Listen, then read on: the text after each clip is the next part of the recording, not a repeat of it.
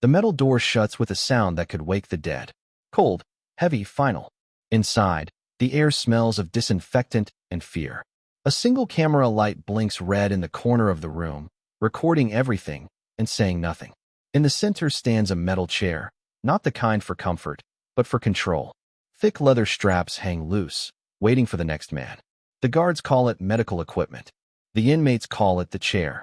Two correctional officers drag in Eli Turner, wrists cuffed, ankles chained, orange jumpsuit hanging loose on a body that's given up more than it should. He doesn't speak. He doesn't fight. He's learned that in this place, resistance just makes the pain last longer. They lift him into the chair like a mannequin. One strap across the chest, one over each arm, then the legs, then the head. Each buckle snaps shut with a sound that hits harder than any word. A nurse enters, calm, precise, her badge gleaming under fluorescent light. Her name is Kay, Porter, Medical Unit. In her hand, she holds a clear plastic tube, thin, coiled, and waiting. Behind her, a sergeant watches without emotion, clipboard in hand, pen ready. Eli's eyes follow the tube. He already knows what's coming. Porter tilts his head back, her voice smooth, almost kind. You need to stop refusing nourishment. His voice is dry, barely a whisper. I'm not refusing. I'm protesting. She says nothing more. The tube goes in. He flinches. It snakes down his throat, and a sound escapes him, half gasp, half choke. It's not a scream, but it cuts through the room like one. A guard steadies his head. Another checks the camera angle. Everything looks procedural, legal, sanitized, except for the human being tied to the chair. A clock on the wall reads 3:12 p.m. The session begins. In the observation booth behind the glass, a psychiatrist takes notes. No one speaks. Only the hum of the overhead lights fills the space. The feeding solution starts to drip. Eli's chest rises and falls as he fights to breathe through the pain. His eyes are open, but they look miles away. That's when you see it. The truth behind the label medical care. This isn't about nutrition. It's about control. Beat, tense pause. Outside those concrete walls, the world keeps moving. Traffic, laughter, life. But inside ADX Florence, time has its own rhythm. Here, meals come through a slot in the door. Human contact is measured in seconds. And silence is policy. They call it the Alcatraz of the Rockies. The most secure prison in America. But security isn't what makes it terrifying. It's the isolation. 23 hours a day locked in a cell the size of a bathroom. 1 hour alone in a concrete cage for exercise. Days blending into weeks, weeks into years, until even the guards forget your name. Eli Turner had been in solitary confinement for nearly 6 years. His hunger strike wasn't about food. It was his only way to speak. His note read, "This hunger strike is the only voice I have left." For days, he refused the trays that slid through the metal slot. For days, he faded a little more. And in ADX, that kind of defiance doesn't last long. When the body begins to fail, the system intervenes, not with compassion, but with procedure. A guard checks a file. He's next on the list. The reply comes cold. Prepare the chair. In the infirmary, they set up the equipment. For bags, sterile gloves, restraint straps. The camera records everything. The tube is cleaned, the solution mixed. It looks clinical, almost routine, like something that happens in hospitals every day. But this isn't a hospital. It's a cage. When they bring him in, he's weak but still awake. He looks straight at the surveillance lens and says quietly, "You record everything, but you never listen." The nurse doesn't look up. The sergeant marks the time. As the liquid begins to flow down the tube, Eli's face tightens. A single tear slides from the corner of his eye. The nurse keeps her focus steady. The officer checks his watch. Somewhere, a camera blinks again. The silent witness to an act that shouldn't exist in a place that calls itself civilized. Low tone shifts. Narrator grows intense. When the footage leaked, years later, it shocked the world. Grainy black and white video showing a man strapped, force-fed, motionless. Federal officials refused to comment. They said it was a necessary medical intervention. Human rights advocates called it what it was, state-sanctioned cruelty. But inside ADX, nothing changes. For every leaked tape, 100 stories stay buried behind concrete and steel. Men live and die in silence, unseen, unheard, their pain written only in medical charts and internal memos. The outside world only sees the headlines: terrorists, killers, the worst of the worst. But behind those words are broken minds, forgotten names, and policies no one wants to talk about. ADX Florence was built to contain violence, but what it breeds is despair. Inside those walls, time isn't measured in minutes or hours. It's measured in what you lose: your voice, your identity, your sense of being human. Eli Turner's hunger strike ended that day. He survived, technically, but part of him never came back. He would later write in a smuggled letter, "They call it saving lives. I call it the slowest way to die." Beat, somber pause, faint wind sound effect. From the outside, ADX Florence looks clean, orderly, perfect. Rows of fences, towers, the Rocky Mountains rising in the distance. But step inside, and it's a different world. A world built on silence, where the line between justice and cruelty fades behind locked steel doors.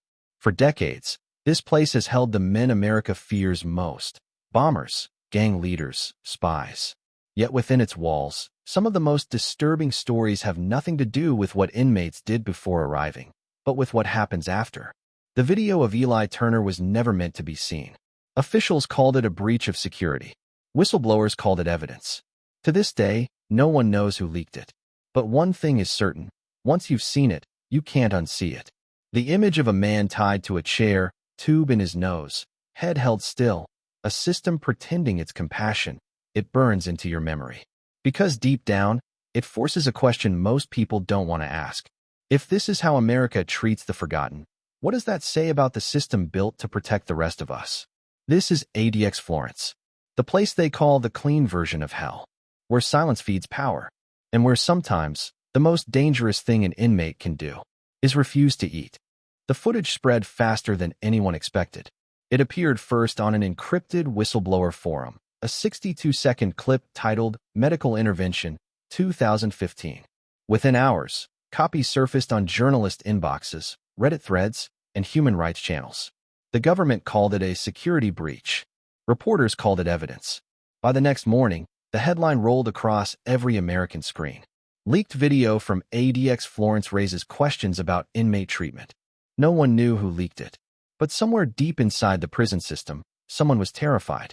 Behind the walls of ADX Florence, the usual silence had cracked. Guards whispered in hallways. The warden's office stayed lit all night. Internal affairs agents moved from cell to cell, collecting statements, checking logs, searching for the source. In cell D, 314, Eli Turner lay awake. He hadn't seen the video, but he knew it was his. He could feel the ripple of fear moving through the concrete. Every sound in the corridor now felt sharper: the jingle of keys, the hiss of the air vent, the heavy boots during head count. He stared at the ceiling, tracing cracks that looked like rivers. Each mark reminded him of a year lost. 6 years. One hunger strike. One video.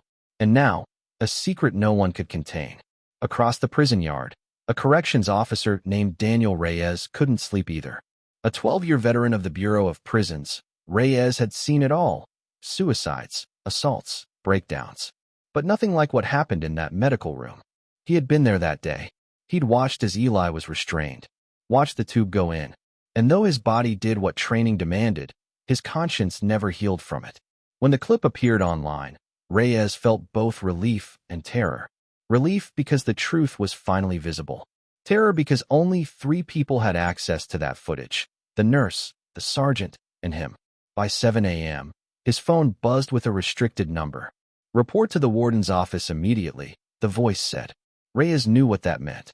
Someone had to take the fall. As he drove through the checkpoint, the mountains loomed pale against the winter sky. He glanced at the tattoos on his forearms, a pair of wings inked during his army days, a reminder that he once believed in freedom. The irony wasn't lost on him. Inside, the warden's office smelled of burnt coffee and panic. 2 men from Washington sat by the desk, suits, badges, cold eyes. One introduced himself as internal oversight. The other didn't bother. "We're conducting an internal review," the first said. "That footage didn't leak by itself. We need your full cooperation." Reyes nodded, but his hands trembled slightly. "You think it was me?" The man leaned forward. "You were on duty. You had clearance. And you filed previous reports criticizing medical interventions. Sounds like motive." Reyes didn't answer. There was no defense that mattered in a place like this. Truth was just paperwork, and paperwork always served power. They suspended him pending investigation. His clearance revoked. His career over. But that night, for the first time in years, he slept soundly. Because deep down, he believed the world needed to see what ADX really was. Soft shift, investigative tone deepens. Outside the prison, journalists began to piece together the story. One of them, Maya Ellison, worked for a small Denver news outlet known for human rights coverage. She'd been following ADX cases for years. The suicides, the psychological toll, the lawsuits no one covered on mainstream TV. When the video landed in her inbox, anonymous and untraceable, she almost didn't open it. But once she did, she watched it 3 times in silence. The angle, the timestamp, the expression on the inmate's face, it was haunting. She recognized the code printed on the corner of the frame. ADX, HU, 315. That meant H-Unit, the most secretive block in the entire facility. Maya began calling her sources, lawyers, activists, even former guards. Most refused to talk, but one agreed. A former nurse. She wouldn't give her name, only her voice. Over a crackling phone line, she whispered. They said it was medical care, but it was punishment. He was lucid. He said no. They restrained him anyway. The call ended quickly. Maya saved the recording, her hands shaking. She knew what she had. Proof of force-feeding inside a federal supermax, something the Bureau had denied for years. That night, she drafted the headline that would go viral. Leaked ADX footage reveals force-feeding procedure on hunger-striking inmate. The article hit within 24 hours. Within days, it reached every major outlet, CNN, BBC, CBC. The U.S. Justice Department released a short statement calling the practice in line with federal health policy. But the public wasn't convinced. Talk shows debated the ethics. Human rights groups demanded access. Senators called for hearings. And for the first time, the fortress in Florence had cracks not made of concrete, but of truth. Inside, Eli noticed the changes. The guards avoided his cell now, their eyes full of something between anger and fear. Meals arrived later. Lights stayed on longer. The silence became heavier, almost vengeful. He tried to ask if anyone knew what was happening outside. No one answered. But one afternoon, as he sat by the door slot, a folded scrap of newspaper slid through. Just the headline, torn from a page. Secret footage from ADX Florence raises global outcry. He stared at the words until they blurred. Then he smiled, a small, tired smile. For the first time, he felt seen. Soft piano chord fades in, transition tone. Weeks passed. Protests formed outside the Colorado state capitol. Former inmates came forward. Stories of mental collapse, solitary confinement lasting decades, and medical neglect filled the airwaves. ADX was no longer invisible. It was a symbol. But inside the Bureau, the hunt for the whistleblower intensified. Dozens of staff were interrogated. Computers seized. One name kept coming up, Daniel Reyes. They couldn't prove it, but suspicion was enough. He was quietly reassigned, then dismissed. His badge turned in, pension suspended. He packed his locker one final time, staring at the photo taped inside. A picture of his daughter, age 6, holding a tiny American flag during a parade. He wondered what she'd think if she knew what her father had done, or what he had seen. 2 weeks later, a letter arrived at his apartment. No sender, just a return address, Florence, Colorado, 81226. Inside was a single sheet of lined paper. The handwriting was uneven, faint, but unmistakably human. They tried to silence me. You helped me speak. Thank you. No signature. Just a small sketch at the bottom, a pair of wings. Reyes stared at it for a long time. Then he pinned it to his wall. Outside, the world had moved on.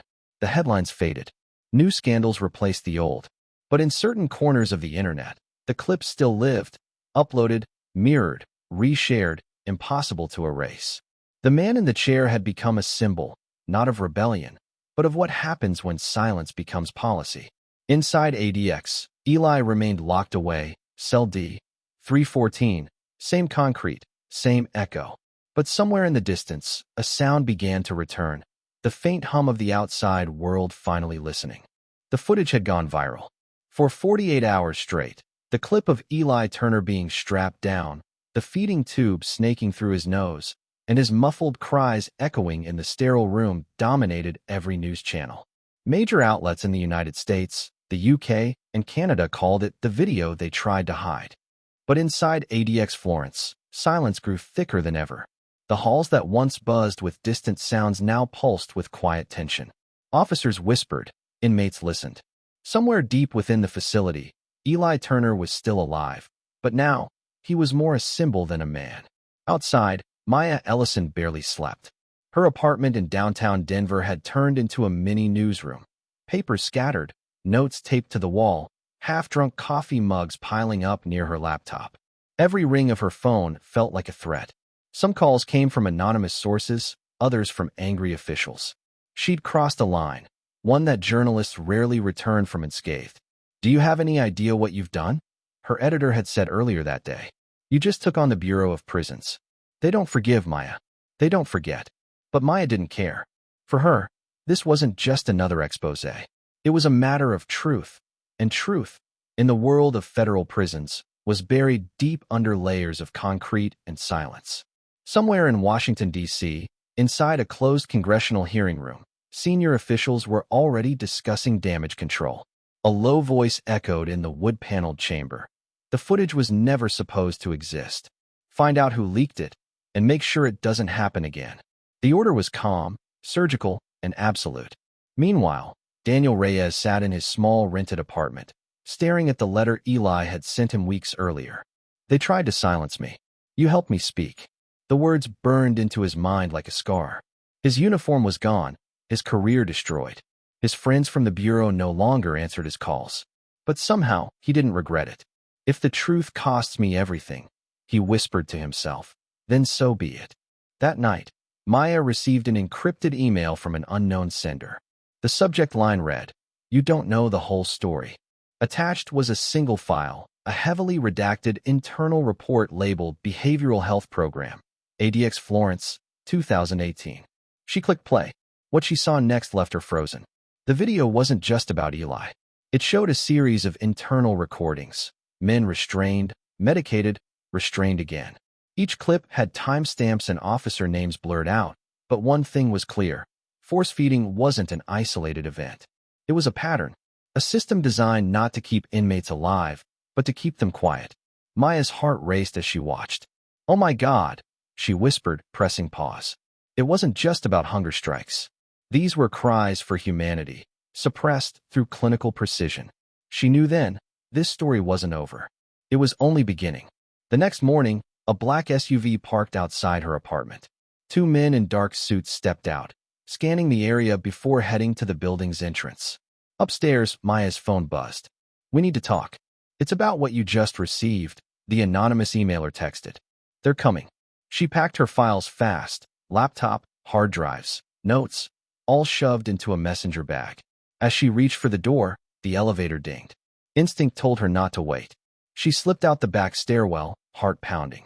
By the time she reached the street, the SUV was already circling the block. She blended into a crowd near a cafe, disappearing just as one of the men stepped out, scanning faces.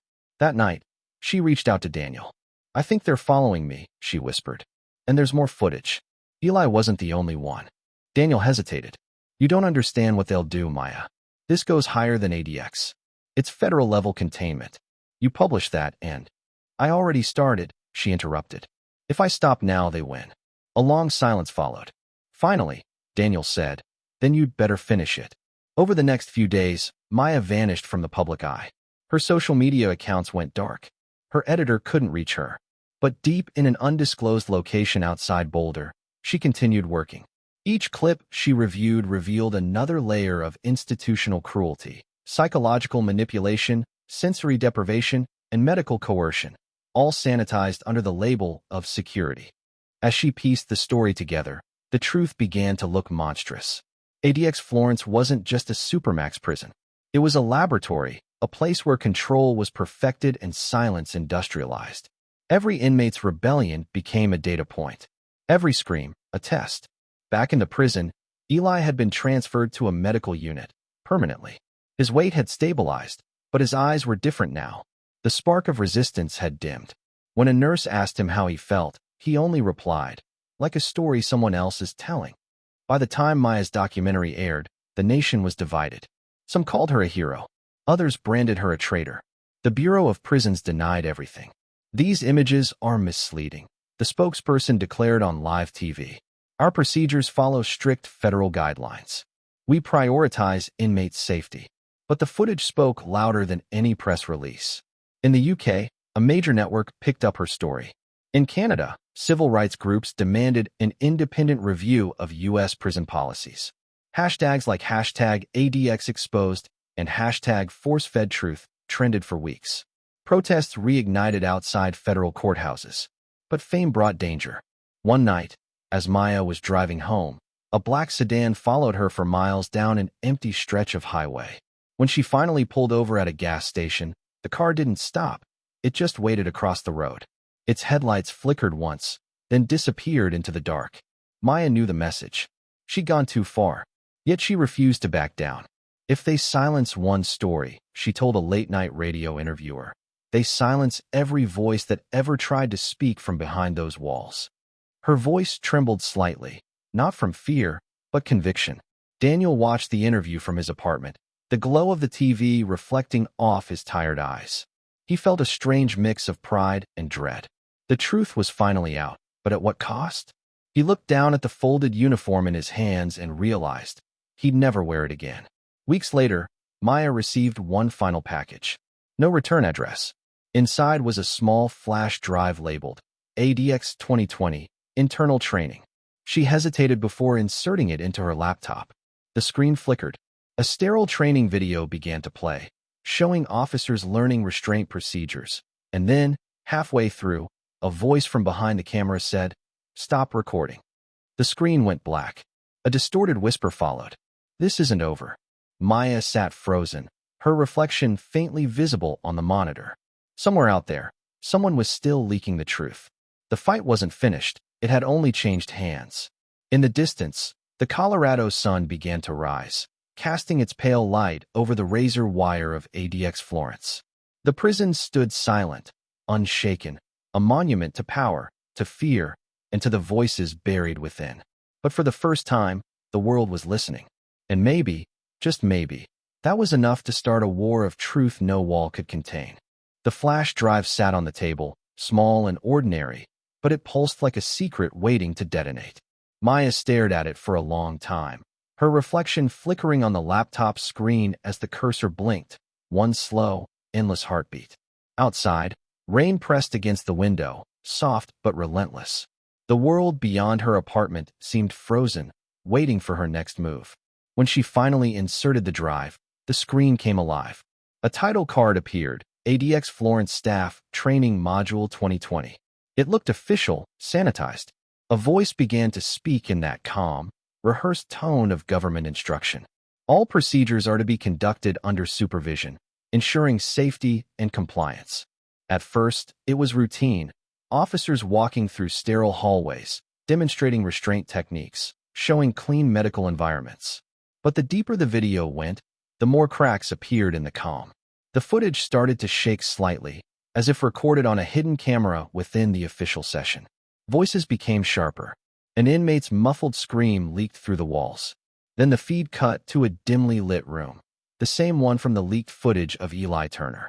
Only this time, it was empty, except for a gurney, 2 metal force stands, and restraints hanging loose like forgotten ghosts. A man's voice behind the camera said quietly, "Begin the procedure." The next image made Maya's stomach twist. A new inmate was brought in, restrained, weak, tattooed along his arms and neck. His face was blurred, but his voice cracked through the distortion. "You can't make me eat," he said. "You can't take my will." The officers didn't respond. They moved in silent precision, like a machine with no conscience. The same nasal tube, the same medical gloves, the same silence filled the room. Only this time, someone in the background whispered, "Make sure it looks humane." Maya paused the footage, hands trembling. This wasn't training. This was documentation, proof of systemized cruelty disguised as education. She rewound, froze a single frame, and zoomed in.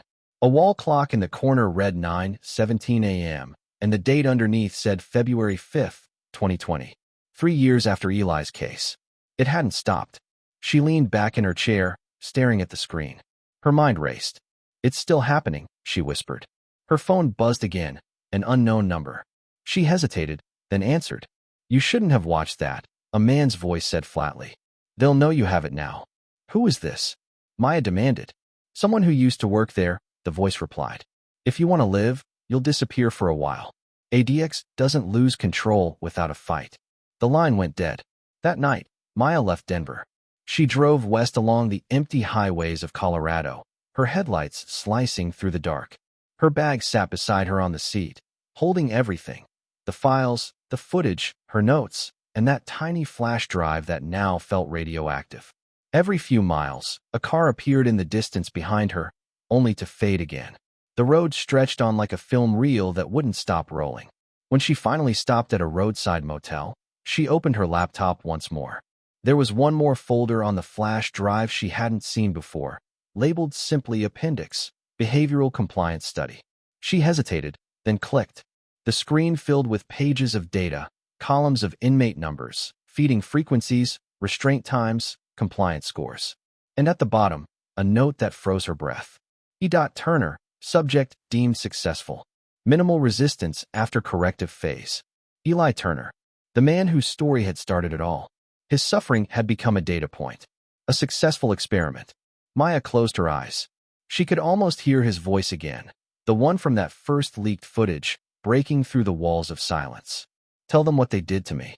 Tears welled in her eyes. "I did," she whispered. "But they're still doing it." She knew she couldn't stop now.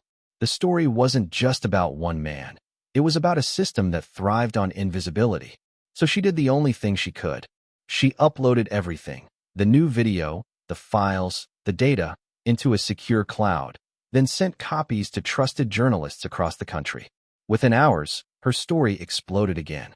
The new footage made national headlines. Second ADX force-feeding video leaked. Dates back to 2020. Congressional leaders called for an inquiry. Human rights organizations demanded investigations. The Bureau released another statement, denying everything. But denial no longer mattered. The truth was already out there, echoing across screens from Los Angeles to London to Toronto. Days later, Maya vanished again. No one knew where she went. Not her editor, not her family. Some said she fled overseas. Others claimed she was placed under witness protection. A few believed something darker. Weeks passed. Then one morning, a small, independent outlet received an anonymous email. No message, just a video. It showed the front gates of ADX Florence, filmed at dawn. The camera lingered as the first sunlight hit the razor wire, turning it gold. A single caption faded in at the bottom: "They still feed the silence." The clip went viral instantly. It became a symbol, not just of one prison, but of every system built on secrecy and power. People began sharing stories of solitary confinement, of mental illness behind bars, of unseen cruelty buried under policy. And yet, inside ADX Florence, nothing seemed to change. The walls remained high, the guards precise, the silence absolute.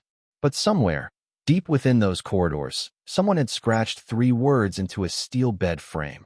She told them. ADX Florence still operates today, home to some of America's most isolated inmates. Official records claim humane treatment and strict medical oversight. But questions remain. How much control is too much? And how far will a system go to silence those who resist? For journalists like Maya Ellison and whistleblowers like Daniel Reyes, the cost of truth is heavy. But every story told from behind those walls reminds the world, silence is never safety.